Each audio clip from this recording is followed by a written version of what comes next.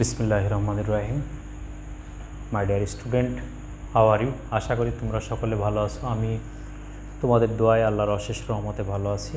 আজকে আমাদের এই অনলাইন ক্লাসে আমরা ফিরে এসেছি এবং আজকে আমাদের আলোচনায় যেটা থাকবে সেটা হচ্ছে প্রথম পত্রের নবম অধ্যায় অর্থাৎ তরঙ্গ এবং এর নবম লেকচার।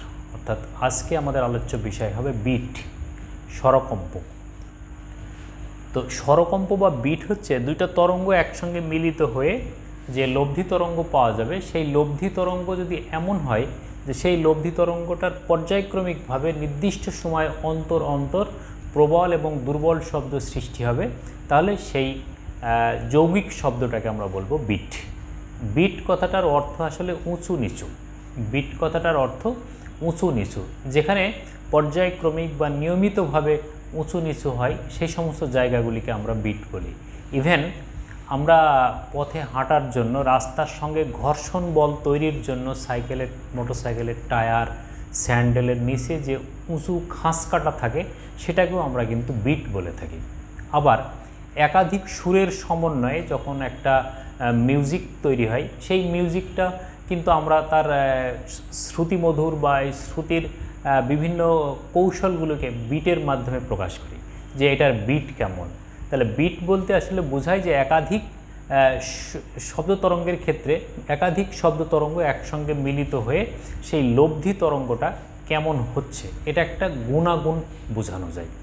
এটা একটা তরঙ্গের বা যৌগিক তরঙ্গের বা যৌগিক শব্দের একটা গুণ ব্যাখ্যা করা যায় বিট দ্বারা। এই জন্য কোনো জায়গাকার শব্দ তরঙ্গ সম্পর্কে জ্ঞান রাখতে গেলে বা কোনো অ্যাকাউস্টিক রুম তৈরি করতে গেলে সেখানে বিট কেমন হচ্ছে সেই বিটটা সম্পর্কে আমাদের কিন্তু মোটামুটি একটা ধারণা থাকা দরকার। তো আজকে আমাদের আলোচনায় থাকবে বিট গঠনের কৌশল। এর পরের লেকচারে আমি বিটের প্রয়োগটা দেখানোর চেষ্টা করব। তবে আজকের লেকচারে যেটা থাকবে সেটা হচ্ছে আমাদের বিট গঠনের কৌশল। আর আমি তোমাদের সাথে আছি doctor Aliuddin, lecturer physics, Sahiuddin degree college. তো আসলে বিট কি? বিট হচ্ছে superposition of two waves having same direction and small different in frequency. দুইটা তরঙ্গ যদি একই দিকে অগ্রসর হয়, যাদের বিস্তার একই থাকবে, দুইটা তরঙ্গ যাদের বিস্তার একই এবং একই দিকে গতিশীল, এবং কি হবে তাদের মধ্যে সামান্য যদি কম্পাঙ্কের ডিফারেন্স থাকে, তাহলে ওই তরঙ্গ দুইটা একসঙ্গে মিলিত হয়ে যে লব্ধি তরঙ্গ সৃষ্টি করবে সেই লব্ধি তরঙ্গটা হচ্ছে কি পর্যায়ক্রমিকভাবে হ্রাস বৃদ্ধি ঘটবে। যেমন আমরা ব্যতিচারে দেখেছি, আমরা স্থির তরঙ্গে দেখেছি যে দুইটা তরঙ্গ একসঙ্গে মিলিত হলে শব্দগুলো কেমন হয়, টং টং টং। এই যে দুইটা শব্দ একসঙ্গে মিলিত হয়ে যে টং টং এই শব্দগুলো সৃষ্টি হচ্ছে, তাহলে এদের অস্তিত্ব কেমন? যদি আমরা এই দিকে দেখি সময়ের সাথে, এই দিকটাকে যদি আমরা অ্যাম্পলিটিউড বা ইন্টেন্সিটি বলি, তাহলে এর ইন্টেন্সিটিটা হচ্ছে এরকম এরকম। এই শব্দগুলো আমরা এই টং টং শুনতে পাচ্ছি, এবং দুই শব্দের মাঝে, দুই টং টংয়ের মাঝে এই যে গ্যাপ, যেটা এই গ্যাপটা হলো এইটা। এখন এইটা যদি আমরা সাধারণ অর্থে অ্যানালগ সিস্টেমে দেখি, তাহলে এই তরঙ্গটা দেখতে এরকম মনে হবে, এরকম। এর উপস্থিতি কেমন হবে? এর উপস্থিতি হবে টং টং এরকম। তারপরে একটা আর একটার সঙ্গে মিশে যাবে, একটা আর একটার সঙ্গে মিশে যাবে। কিন্তু ডিজিটাল যদি সাউন্ড সিস্টেম দেখি আমরা, তাহলে এই বিটগুলোকে ডিজিটাল সাউন্ড সিস্টেম মনে হবে টং টং টং এরকম।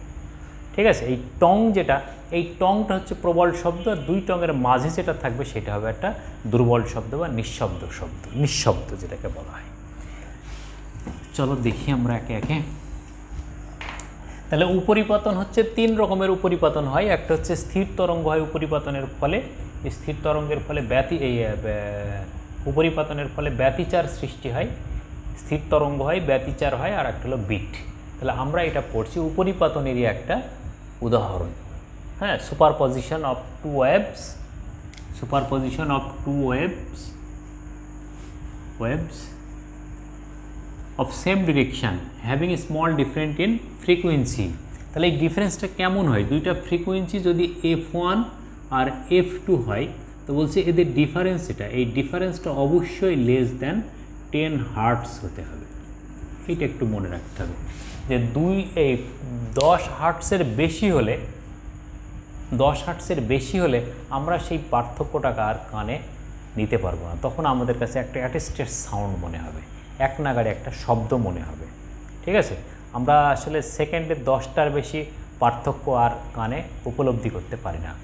এই কারণে এই পার্থক্যটা হচ্ছে আমাদের লেস দ্যান 10 হার্টস হতে হবে, লেস দ্যান 10 হার্টস হতে হবে। এখন কথা হচ্ছে যে স্থির তরঙ্গ তো ছিল, তাহলে বিট আর স্থির তরঙ্গের মধ্যে পার্থক্য কী? তাহলে স্ট্যান্ডিং ওয়েভ যেটা ছিল আমাদের, স্ট্যান্ডিং ওয়েভ স্থির তরঙ্গ, আর এটা হলো আমাদের বিট। তাহলে স্ট্যান্ডিং ওয়েভের ক্ষেত্রে 2 ওয়েভ ছিল কি অপোজিট ডিরেকশন, এটা y1 এটা y2 এক নম্বর, আর এটার বেলায় কি হচ্ছে এক নম্বরে সেম ডিরেকশন থাকবে, এটা y1 এটা y2, তাহলে 2 waves are in same direction. এটার ক্ষেত্রে বিস্তার সমান ছিল, এ দুইটা তরঙ্গেরই বিস্তার একই ছিল, এটারও বিস্তার দ্বয় একই নেওয়া হলো। কিন্তু এটার বেলায় কি ছিল যে ফ্রিকোয়েন্সি সমান ছিল, f1 সমান f2, কিন্তু এখানে f1 is not equal two f2। f1 সমান যদি f2 হয় তাহলে এদের ডিফারেন্স কত হবে 0, তাহলে সেই ক্ষেত্রে বিট সৃষ্টি হবে না। বিট সৃষ্টি করার অন্যতম কৌশল হচ্ছে যেটা, যে এদের কম্পাঙ্কের সামান্যতম পার্থক্য থাকতে হবে। কীরকম পার্থক্য? যে লেস দ্যান 10 হার্টস। একটা যদি 280 হার্টস হয় তাহলে অন্যটি 275 বা 285, এরকম 90 বা 70, কিন্তু 91, 280 হলে অন্যটা 291 হবে না, লেস দ্যান 10 হতে হবে। তাহলে লেস দ্যান 10 হার্টস এরকম একটা পার্থক্য এদের মধ্যে থাকতে হবে। এটা হলো বিট এবং স্ট্যান্ডিং ওয়েভ, যেটাকে বলছি আমরা স্থির তরঙ্গ এবং বিটের মধ্যে পার্থক্য। এই কৌশলটা আমাদেরকে রাখতে হবে।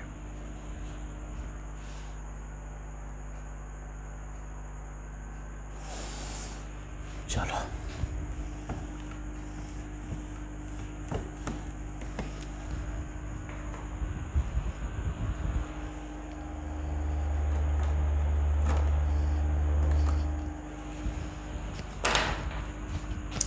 তাহলে এখন দেখি আমরা যে x ইজ ইকুয়াল টু 0 অবস্থানে y1 is equal two a sine omega 1t, মানে t সময় পরে তরঙ্গটার অবস্থান y1, আর এটা y2 সমান a সাইন ওমেগা 2t। এখন ওমেগা সমান 2πf, তাহলে a সাইন 2π f1 t, আর এটা সমান হবে তাহলে a সাইন 2π f2 t। এখানে f1 is greater than f2 আমরা ধরে নিই। এখন এই বিস্তার দুইটাকে যদি a আর b ধরি আমরা, তাহলে এখানে আমরা ধরে নিলাম বিস্তার দ্বয় সমান না হলে কি হবে সেটাকে আমরা পরে আলোচনা করব একটু। তাহলে এইটা হলো আমাদের স্বাভাবিক অবস্থান। এই অবস্থায় এই তরঙ্গ দুইটা যদি একসঙ্গে মিলিত হয় তাহলে সেই ক্ষেত্রে তাদের লব্ধিটা কেমন হবে দেখি আমরা।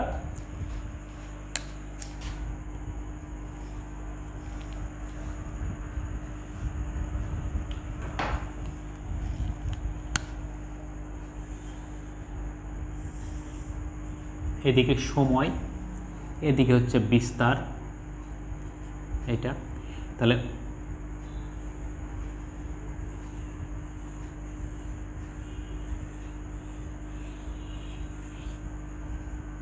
এটা হলো y1 তরঙ্গ, আর একটা হচ্ছে y2 তরঙ্গ। তাহলে y2 তরঙ্গটা হচ্ছে আমাদের এইটা,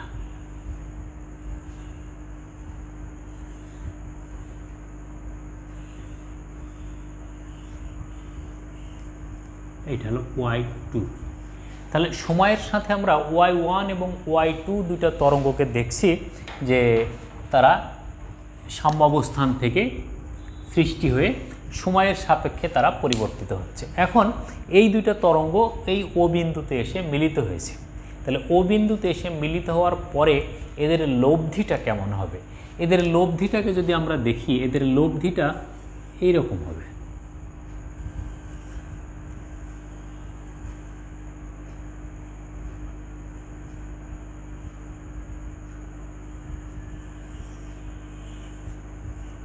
এই তাহলে এই লব্ধিটা হচ্ছে আমাদের, এই লব্ধিটা যেটা সেটাকে আমরা যদি ওয়াই বলি, তাহলে এই ওয়াই হলো আমাদের লব্ধি তরঙ্গ। এই লব্ধি তরঙ্গটা তাহলে কেমন হচ্ছে? লব্ধি তরঙ্গটা দেখা গেল যে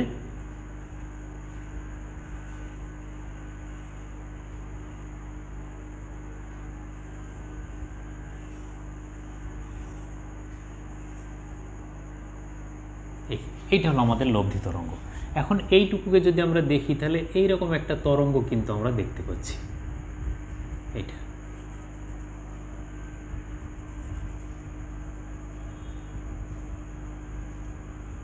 এরকম, ঠিক আছে? তাহলে এইগুলো হচ্ছে আমাদের বিট। এই ডিউরেশনগুলো অঙ্কন সঠিক হলে এই ডিউরেশনগুলো কী হবে? সমান হবে, এই অ্যাম্পলিটিউডগুলো সমান হবে। তাহলে সেই যে তরঙ্গটা তৈরি হচ্ছে সেই তরঙ্গটা হচ্ছে তাহলে কি বিট। বিটের ক্ষেত্রে এই জায়গাটুকু শুনতে পাচ্ছি আমরা, এই জায়গাটুকু শুনতে পাচ্ছি, এই জায়গাটুকু আমরা শুনতে পাচ্ছি না, ঠিক আছে? তাহলে এখন এইটা গেল আমাদের চিত্রের মাধ্যমে দেখলাম আমরা। এখন গাণিতিকভাবে কিভাবে বুঝবো যে এখানে বিট সৃষ্টি হচ্ছে বা কতটুকু সময় পর পর এই বিট সৃষ্টি হবে? তাহলে এখন আমাদের লব্ধি তরঙ্গ ওয়াই ইজ ইকুয়াল টু কত হবে? y1 plus y2। তাহলে এখানে যদি আমরা এ কমন নিয়ে নিই তাহলে কি হবে? এ, তাহলে sine 2 pi f1t plus sine 2 pi f2t, sine 2 pi f1t plus sine 2 pi f2t, sine 2 pi f1t plus sine 2 pi f2t। এখন এটাকে সে আমরা sine C plus sine D সূত্র যদি করি আমরা, এটা সাইন সি, এটা হলো সাইন ডি এটা। তাহলে সাইন সি প্লাস ডি সমান আমরা কি জানি? ওয়াই ইজ ইকুয়াল টু তাহলে 2a sine 2 pi into f1 plus f2/2 into t, আর সাথে কি থাকবে? কোসাইন 2 পাই, যেহেতু আমরা f1কে বড় ধরেছি তাহলে f1 মাইনাস f2/2 ইন্টু টি, ঠিক আছে? তাহলে y ইজ ইকুয়াল টু যেটা হবে আমাদের, তাহলে y ইজ ইকুয়াল টু কী লিখতে পারবো আমরা? এইটাকে আমরা সামনে নিয়ে আসি, তাহলে 2a cos, তাহলে এই 2 কেটে গেল, তাহলে pi into f1 minus f2 into t, সাথে sine 2 pi capital F t, এইটা। তাহলে এইটা হলো আমাদের একটা লব্ধি তরঙ্গ। এটা যদি আমরা 1 নম্বর বলি, এটাকে যদি আমরা 2 নম্বর বলি, তাহলে এটা হলো আমাদের 3 নম্বর সমীকরণ। তাহলে এই 3 নম্বর সমীকরণটা হচ্ছে কি y1 এবং y2 মিলিত হয়ে যে লব্ধি তরঙ্গটা সৃষ্টি করছে সেই তরঙ্গটা হলো এইটা। এখানে তাহলে এই y ইজ ইকুয়াল টু যদি আমরা বলি যে a sine 2 pi F T, এটা 3 নম্বর বলি আমরা এটাকে 3 নম্বর না বলে এইটাকে বলি। তাহলে এটার ক্ষেত্রে কি হচ্ছে? এখানে a ইজ ইকুয়াল টু তাহলে কত? 2a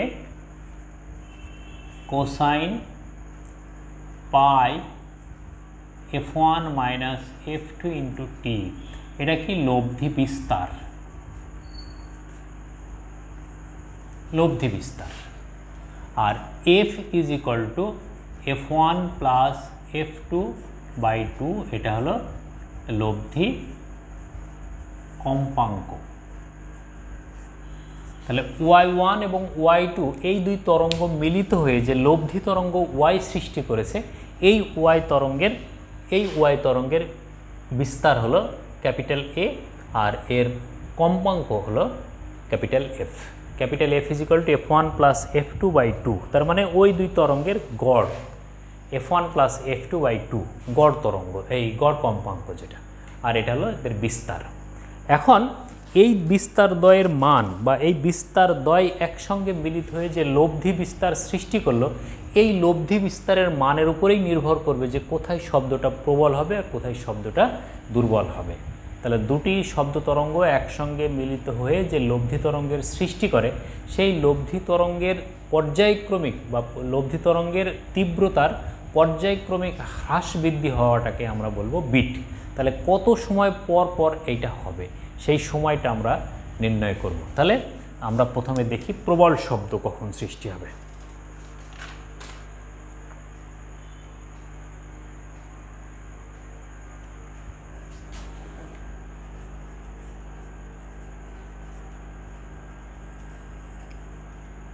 প্রবল শব্দ, লাউড সাউন্ড যেটা, তাহলে এই লাউড সাউন্ড সেখানেই শুনতে পাওয়া যাবে যেখানে বিস্তারের মান সর্বোচ্চ হবে। যেখানে বিস্তারের মান বেশি হবে সেখানে আমাদের শ্রুত শব্দের ইন্টেন্সিটি বা তীব্রতা কী হবে, বেশি হবে। তাহলে সেটা হতে গেলে কি হতে হবে, সেটা হতে গেলে A = ±2A হবে। যেখানে প্রবল শব্দ হবে সেখানে ±2A হবে, অর্থাৎ এই যে এইখান থেকে এইটুকু এ, এখান থেকে এইটুকু এ, তার মানে +-2A হবে। তাহলে +-2A এটা যদি হয় কখন হবে, সেটা যখন এইটা হবে যখন cos π f1 - f2 × t +-1 হবে।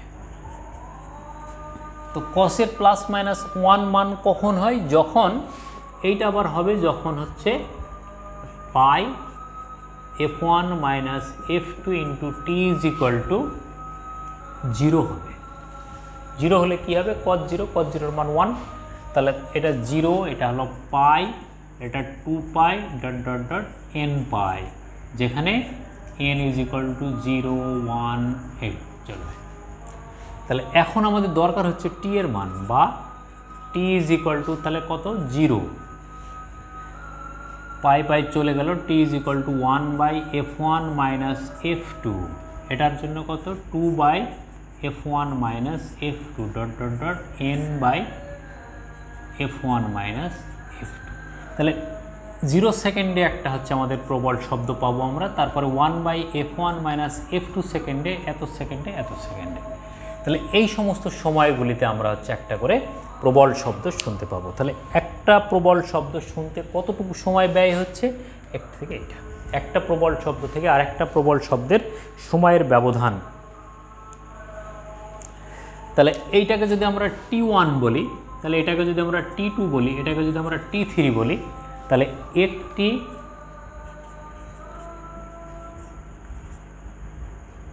প্রবল শব্দ তৈরি হতে সময়, তাহলে সময় কত, সেটা = এই T3 - T2। তাহলে T3 - T2 যদি হয় তাহলে 2/f1 - f2 - 1/f1 - f2, তার মানে 1/f1 - f2 সেকেন্ড। এখন প্রশ্ন হচ্ছে যে 1/f1 - f2 সেকেন্ড সময়ে তৈরি হয় একটি প্রবল শব্দ, একটি প্রবল শব্দ। তাহলে এত সেকেন্ড, অতএব 1/f1 - f2 সেকেন্ড সময়ে তৈরি হয় একটি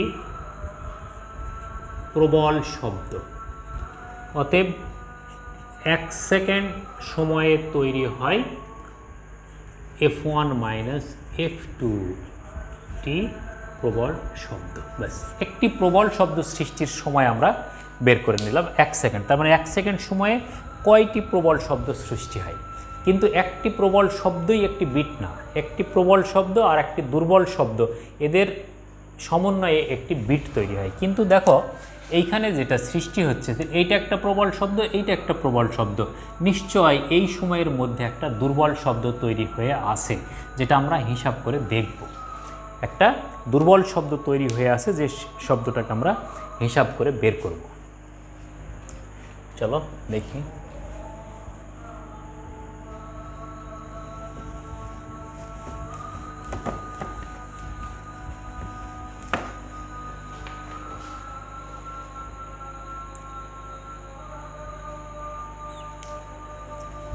এবার দেখি আমরা দুর্বল শব্দ।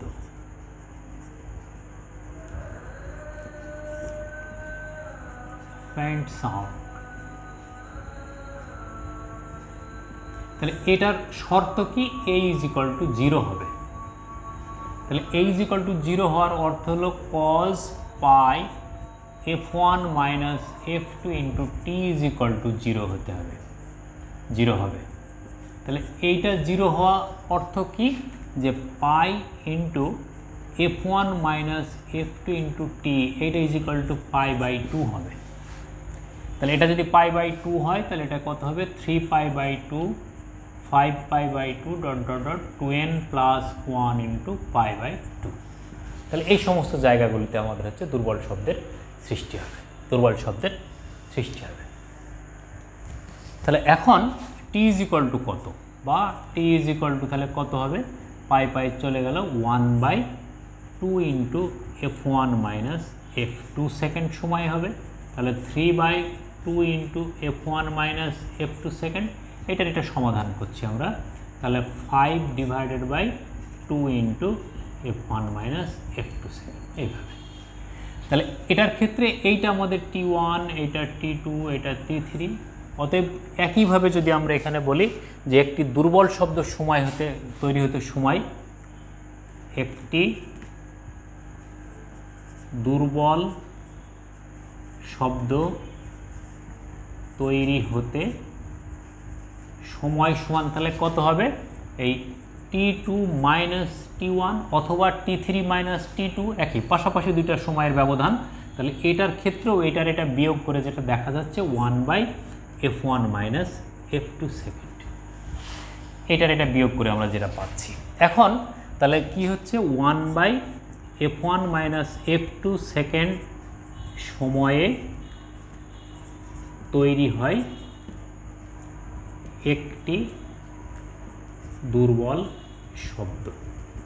অতএব 1 সেকেন্ড সময়ে তৈরি হয় তাহলে কত, f1 মাইনাস f2 টি দুর্বল শব্দ, ঠিক আছে। তাহলে এখানে যেটা দেখা যাচ্ছে যে একটি প্রবল শব্দ এবং একটি দুর্বল শব্দ তৈরি হতে একই সময় লাগে। তাহলে f1 মাইনাস f2 সেকেন্ড সময়ে তৈরি হয় একটি বিট, এই 1 সেকেন্ড সময়ে তৈরি হয় f1 মাইনাস f2 বিট। তাহলে এখন আমরা কি বলবো, যে একটি প্রবল শব্দ আর একটা দুর্বল শব্দ 1 সেকেন্ড সময়ে তৈরি হয়। তাহলে 1 সেকেন্ড সময়ে সৃষ্ট বিটের সংখ্যা কত, f1 minus f2, f1 minus f2। অতএব প্রতি সেকেন্ডের বিট সংখ্যা সমান f1 মাইনাস f2 টি, এইটা। কারণ 1 সেকেন্ডে একটা প্রবল শব্দ তৈরি হচ্ছে, 1 সেকেন্ডেই একটা দুর্বল শব্দ তৈরি হচ্ছে। কিন্তু আমরা সংজ্ঞায় যেটা জানি, একটা প্রবল শব্দ আর একটা দুর্বল শব্দ মিলিত হয়ে একটি বিট সৃষ্টি করে। একটি প্রবল শব্দ আর একটি দুর্বল শব্দ একসঙ্গে মিলিত হয়ে একটি বিট সৃষ্টি করে। তাহলে প্রতি সেকেন্ডের সৃষ্ট বিট সংখ্যা বিট সৃষ্টিকারী কম্পাঙ্কদ্বয়ের পার্থক্যের সমান। তাহলে এখানে আমরা কি বলবো, অর্থাৎ n is equal two f1 minus f2, এইটা। যেহেতু আমরা f1কে বড় ধরে নিয়েছিলাম, এই জন্য আমরা এটাকে বলছি f1 মাইনাস f2। কিন্তু যদি f2কেই বড় ধরে নিতাম প্রথম থেকে, তাহলে f2 মাইনাস f1 হতো। তাহলে এদের পার্থক্যের সমান। তাহলে এখন আমরা এটাকে বলতে পারি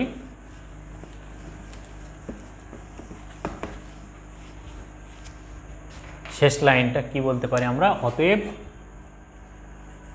প্রতি সেকেন্ড সময়ে সৃষ্ট বিট সংখ্যা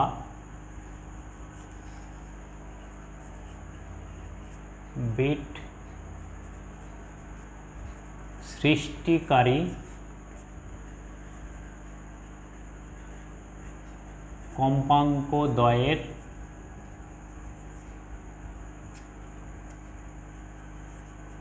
পার্থক্যের